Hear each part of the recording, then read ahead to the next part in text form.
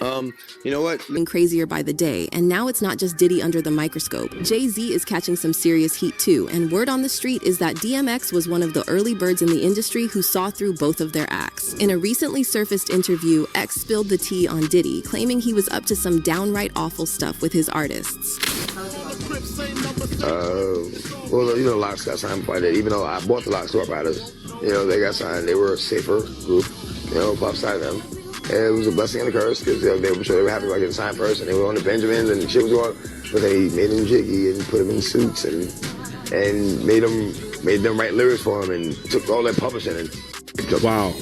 Like, damn. Yo, what up, Javelins? I'm glad I didn't, you know. Like Omar from The Wire? What the f? D was like, yo, if you like the Locks. And get sprain pains? Nah, that means you need to go to the hospital and get checked. You might be all up inside. Now, some fans are interpreting DMX's use of Drink the water. R word as a metaphor for Diddy not paying his artists enough, while others are convinced X meant that literally. And then in a different interview, DMX spilled the beans about how What up, Sambo? We're talking about this video on DMX. At Bad Boy. But when Diddy caught wind of the offer Def Jam put on the table, suddenly he was practically begging DMX to stick with him. But rumor has it that DMX wasn't vibing with Diddy because he got wind of some shady business going down behind closed doors at Bad Boy. It was maybe 3 weeks after I got signed to Def Jam. He was like, yo, I'll lace your pockets. I'll double what they gave you and lace your pockets. I'm like, nah, I'm cool. Now, yeah, bro, he's sound. DMX and Jay-Z saga. While Jay publicly showed respect when DMX passed, there's a lingering sense that X never fully trusted him. There's even talk that Jay meddled with X's 6th album because he was worried about the competition. Of course, Jay-Z has never owned up to making that move, and after X passed away, Jay appeared on LeBron James's show, claiming that despite their competitive relationship, it was love between them. It was a competitive thing, but it was big love. He was so competitive with me. I never met a human being more competitive with me, like ever, not even my big brother. But here's one thing that Jay-Z skipped over. According to X himself, it was actually Jay playing the competitive game. In 2004, Jay-Z became the president of Def Jam Records, and according to X, that's when Jay turned on him. See, DMX had been holding it down for Def Jam for years, delivering not 1, not 2, but 5 consecutive #1 albums between 1998 and 2000. Yeah, that's tough, when man. Jay-Z took the president's seat, X claimed Jay tried to Kevin's World. release of his 6th I'll save the bot. Don't worry, man. Year of the Dog again. Oh, I can't hear the alerts right now. My bad, Kiki. Everything was good. I need another water. You know, I'm going to do the 6th album, and you know, Jay-Z became president. So, yeah. You know, when he first got the job, he hit me with the call like, "Yo, dog, inmates is running the building." Like, "Yo, you good?" Finish the album, shoot the video. So what happened? Go on vacation and. You know, we don't know. What you mean you don't know? How do you listen to a whole album, pick a single, shoot a video, then don't know?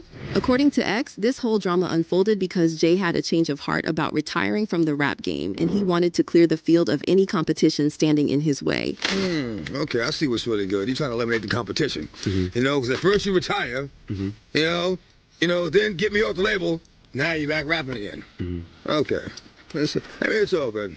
It's all good. This was the moment DMX realized Jay-Z was willing to step on anybody for his own interests, and he decided to leave Def Jam. This is tough. But there's actually more to why DMX had major trust issues with Jay-Z, and it all circles back to Jay's ties with the shady higher-ups in the industry. It's important to point out that while both Jay-Z and DMX left their mark on the culture and music scene, they played the business game in very different ways. Unlike Jay, X always kept it real, pointing out how label owners have a tight grip on artists, and he wasn't about to bend for them. They got this new breed of rapper that's paying DJs to play their shit. Right. And, you know what I'm saying? They sucking the record label executives, and it's like there's too much of that going on. Right. You know what I'm saying? Let me be me. Let me be the artist that I am and just play my motherfucking music. You know what I mean? Exactly. Now they want you all up under this, you know, sitting at the going to dinner with them and like that, and you know, all that favor for a favor shit. I don't get down like that. Look, I give you the music, you give my money. That's it. In 2005, DMX dropped the track The Industry, where he exposed how the music industry really works. He raps, "If you ain't got a strong mind, the industry will break you down. It's a matter of time. The industry, vultures with nothing to feast on." And in another verse, X claims the industry wants new artists to sell their souls, adding, "The industry don't give an F about you, but the industry couldn't make a dime without you."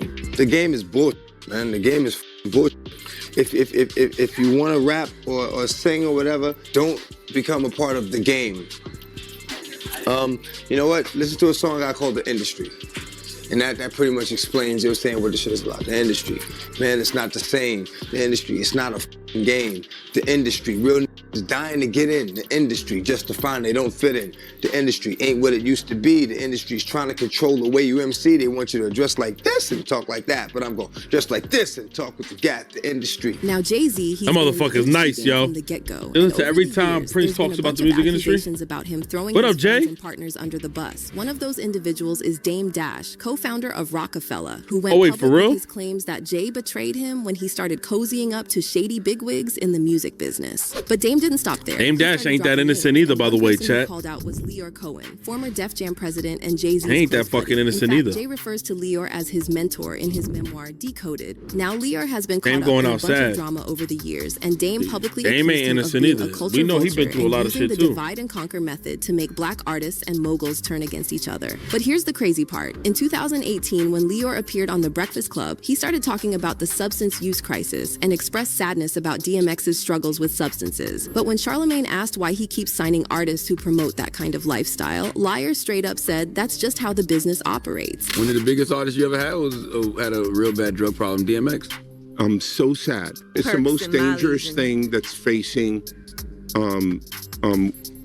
our society. So why sign an artist that would promote that? Because I already answered He looked that like question. Gold You Dust. weren't paying attention. She asked me talent or issues, and I said talent. But I have to. I can't give up on people. Don't you think that's hypocritical though? You're saying Dame Dash daughter dated Hook, really? Yeah, I got. You woke up 5 hours ago. How you doing, man? I got a business to run. And when He look like Gold Dust, I swear to God. Doesn't he look like that? He like Dustin Rhodes. Existence. So he couldn't answer the question though.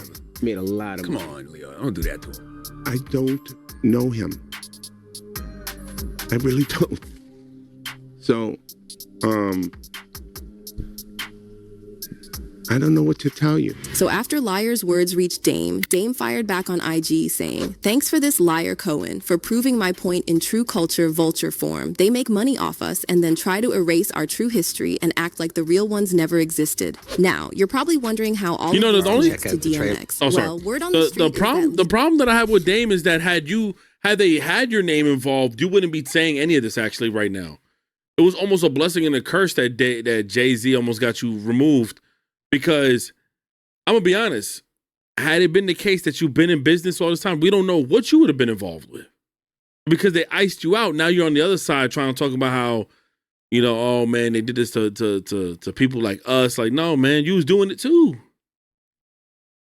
Yeah, he be snaking people, bro.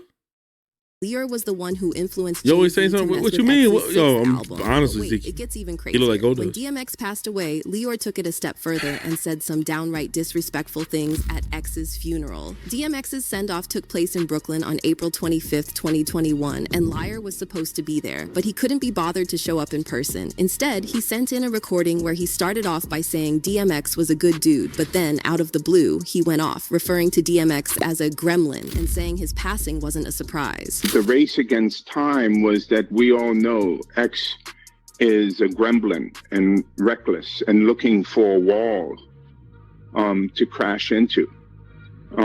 X, if you listen to X, if you see X, this is his death is no surprise. If you listen to and you watched who and what X was.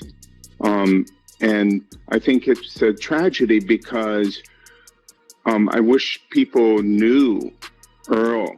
What up? Go ahead, Cam. What's good with you? The fisherman who loves to fish. He's not lying at all, but he's not lying. But like, I think everybody knew this since the late '90s about DMX. Like he's been suffering and struggling since he was a kid. His whole story is one of the most craziest stories of all time. Remember when they asked him why you have them dogs with you? Like it's just there's a whole storyline between his life. He didn't have to say it though. Like that's weird on the timing of the death.